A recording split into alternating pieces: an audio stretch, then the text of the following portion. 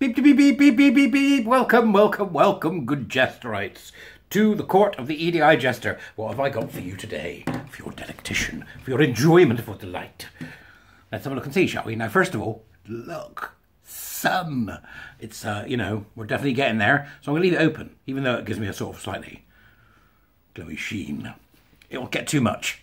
Shortly I'll have to close them again, but, for the moment. Now, here's the plan. Let me tell you what's coming up. I hopefully will have a studio shortly. Wow. By that I mean the second bedroom. Because I'm going to have some space suddenly become available. And I think I'm going to set myself up with some decent kit if I can raise the cash. So that's what I'm doing, right? That's what I'm doing, okay? So the other thing is, Warrior Teacher Programme, there's going to be a meeting on the 2nd of April, which will explain more to you about it. You can come along if you want to. Just, click the link in the Dubris and come and see what's going on with that. And you can sign up your details and decide whether you want to come and join. The original date, which is for the second Tuesday at 6 p.m, is oversubscribed already. So that's going to be a matter of fastest finger first when it comes to opening up the actual enrolment. But other than that, there's one for 8 a.m. on a Wednesday and another one for a Sunday, I think, in the evening. But go and have a look. It's all in the links in the Dubris. Right, okay, so thank you for that. Buy me a coffee, blah, blah, blah, blah. So, what have I found today? Well, it's the 20th of February, right? That's where it's from, but I couldn't resist it because it's going back a bit. What the hell? There is what's the name of these people, right? There's an organisation called Very Little Media, Novara Media, right? Okay, run by a woman called Ash Sucker. Sorry, Ash Sakar.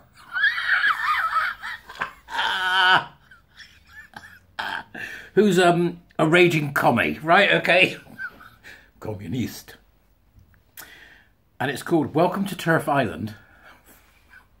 Turf Island. There's a great picture doing the rounds at the moment of somebody said, Siri, show me where the turfs live in the UK. And the entire thing is just covered in those little indicator signs. Go turfs, right?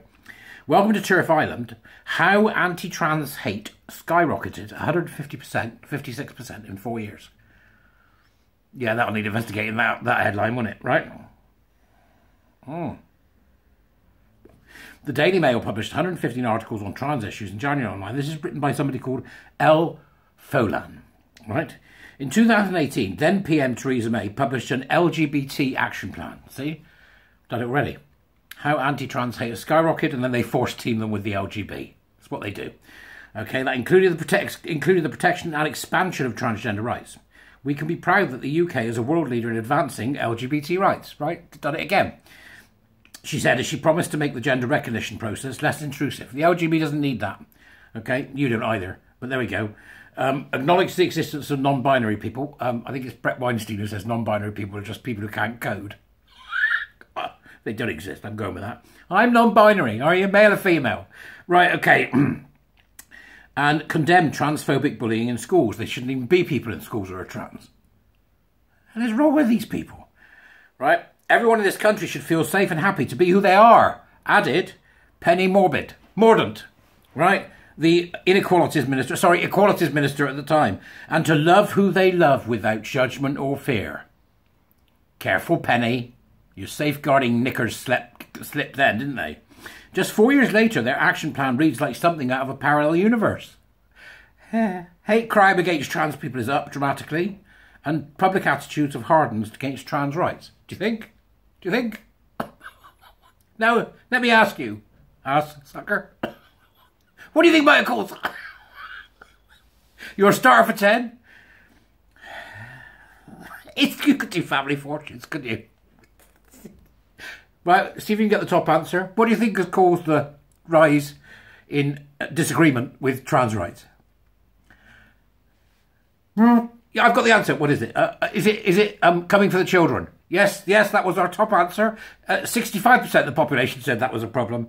Oh, yep, we've got another one. Yep. Attacking women. Yes, that was our second top answer. Attacking women. Yep. Okay. Anybody else? Indoctrinating people. Yes, that's there too. That's number 4. Yeah. It'd be like, let's go trans family fortunes. But if you had a queer family fortune, you couldn't put the family in, could you? Queer fortunes, not for families, please note. Queer theorists. Right. So it says here, just 4 years later, their action plan reads like hate, right? So hate crime is up, blah, blah, blah. The rising tide of hate has not occurred in a vacuum.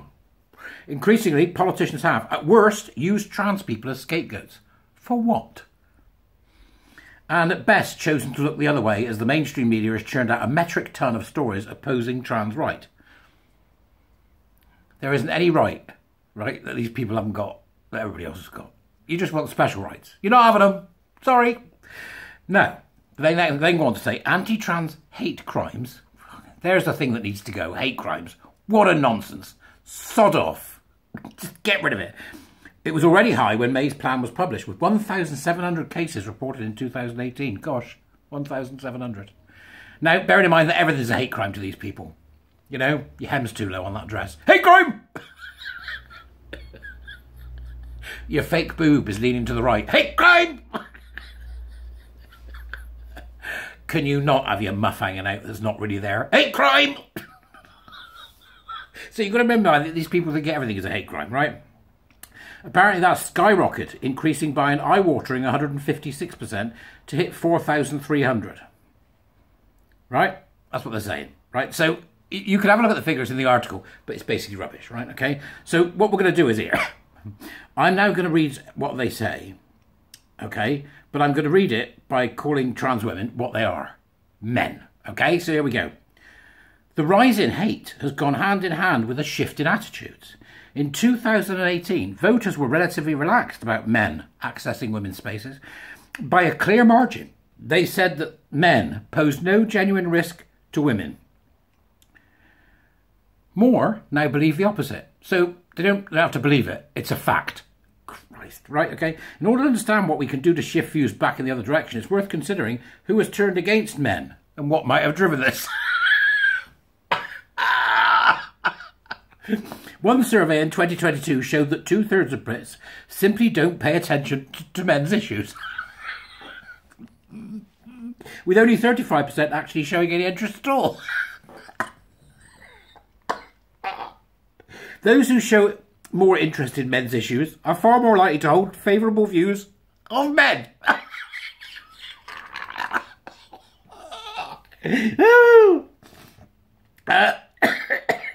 Meanwhile, those who pay no attention more often hold negative views. It seems clear, therefore, that the hardening in public opinion against men's rights has been driven almost entirely by people with no real knowledge or interest in men's issues. See? Once you get past the obfuscating language and nonsense, it's quite amusing at times. Let's keep going, shall we? Because I'm enjoying myself here. Right. As with so many issues, the split is also stratified by age. Among older voters, only 24% actually pay attention to men's rights. Among younger voters, that figure is as high as 50%. They'll learn. Give them time. Men's special rights. We know that older people are far more likely to get their news from newspaper and broadcast media. Do you know, I find that really interesting thing to say, considering that the vast majority of my audience is over 40. I'm not convinced by that at all. Their opinions, therefore, are more likely to be influenced by the mainstream media than by, say, personal experience or social media. What they're saying is there that older people are stupid. This is the arrogance of youth, which is, you know, if you're not a communist, what was it? If you're not a socialist by the time you're 20, you have no heart, and if you're not a capitalist by the time you're 30, you've got no brain. That's the old saying, I think. Research by men's rights activists, Mimimum, isn't that a lunatic? Some loon on Twitter I blocked, suggests that UK media has published an average of 154 articles on men's issues every single month over the past 7 years. That's a total of 13,500 articles focusing on a minority group, which we are, we're only 49%, that just makes up, and they've got 0.1% of the population, no, makes up 49% of the population. Britain's most read newspaper, the Daily Mail, has certainly dramatically increased its coverage over the past few years. What they're doing is here, they're saying, because people are talking about it, it's, you know, stop talking about it. Stop. They want to go back to no debate. They haven't caught up. They haven't caught up with the fact that the era of no debate is over. Come on, ass sucker, you can do better. Apparently the fact they did 115 articles in January is jaw-dropping. Is it? Right, okay. It's not just the volume of coverage. I'm surprised you know what a jaw is.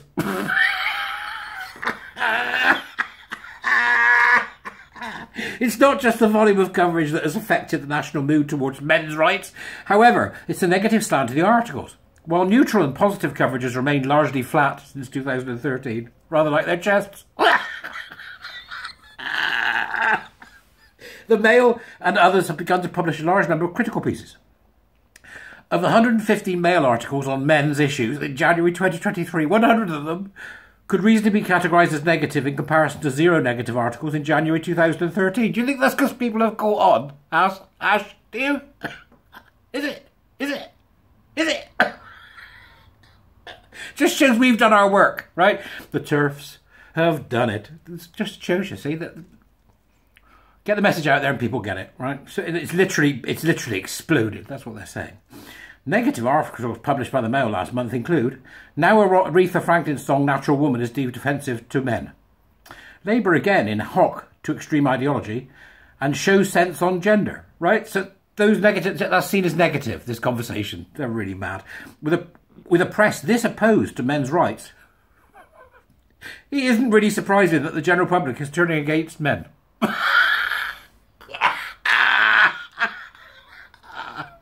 Men in dresses. It's turning against fetishists. So how do we reverse hardening attitudes and growing hate crime? As a driving force behind the problem, the media must also be part of any solution. Making the mainstream media listen often feels impossible. They had Biden this week talking crap about children and gender medicine. He's insane, isn't he? But men's allies in the US have generated headlines this week with a powerful coordinated demand from hundreds of New York Times contributors. Right, okay. Call the man in the van. That the paper improves its coverage of men. Staff at The Guardian have tried to do the same in the past. Perhaps now is the time to try again. Something must give. That much is clear. When I wrote about attitudes to men in 2021, there was still some evidence that the public was inclusive towards men, despite their poor political leaders. This is no longer the case. Public opinion has become far more sceptical of men's rights. Hate crime is rising exponentially, and even notionally supported politicians are now generally hesitant to stand up for men. Without a doubt, we are now living on Turf Island. Yes! Yes, you are! Well, there we go to you and your bunch of kids over at No Very Little Media. Sucker. The adults are back in the room, madam. Yep, buckle up. It's gonna be a bumpy ride.